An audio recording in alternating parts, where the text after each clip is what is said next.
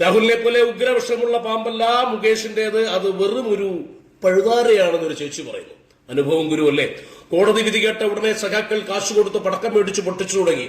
കാശ് കൊടുത്തു എന്ന് കളിയാക്കി പറഞ്ഞതല്ല, ഇതിനെങ്കിലും അവർ കാശ് കൊടുത്ത് കാണുമെന്നൊരു യുക്തിയിൽ പറഞ്ഞു പോയതാണേ.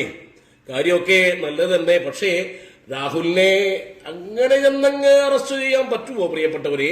ആയില്ലല്ല, അത് പറ്റില്ല. 8-ാം തീയതി രാത്രി എല്ലാവരും ഉറങ്ങി തുടങ്ങുമ്പോൾ വേണം അറസ്റ്റ് കേട്ടോ. കാരണം ഇലക്ഷൻ ഡേറ്റായ 9-ാം തീയതി സൂര്യൻ ഉദിക്കുന്നത് രാഹുലിന്റെ അറസ്റ്റ് വാർത്ത കേട്ടാവണം. അപ്പോൾ ജനം നമ്മുടെ അസ്കർ സഖാവ് പറഞ്ഞതുപോലെ കറുത്ത വാസവും വെളുത്ത പപ്പേട്ടനും കൂടി ചേർന്ന് അയ്യപ്പന്റെ സ്വർണം കെട്ടതങ്ങ് മറക്കും. 2 കൈയും കൊണ്ട് വീണ്ടും അവർ ഇട്ടത്തിന് കുത്തും. അങ്ങനെ വീണ്ടും സമ്പൂർണ്ണ സാക്ഷരത പറഞ്ഞ മടകിനാശ്ശേരി വീണ്ടും വരും. ഏതായാലും കോൺഗ്രസ് സ്വന്തം ജാതകം ഒന്നുകൂടി നോക്കുന്നത് നല്ലതാണ്. വല്ല പെൻഷാപവും ഉണ്ടോ എന്ന് അറിയാലോ അല്ലെ? ഒരു കരുതൽ നല്ലതാണ്. നിയമസഭാ തെരഞ്ഞെടുപ്പിന് മുൻപ് ഇനി ഏതൊരു നടിക്കാണ് പീഡന പരാതിയുമായി വരേണ്ടത് എന്നറിയില്ലല്ലോ. ഒരു പുസ്തകത്തിലുള്ള സ്കോപ്പൊക്കെ ഉണ്ട്.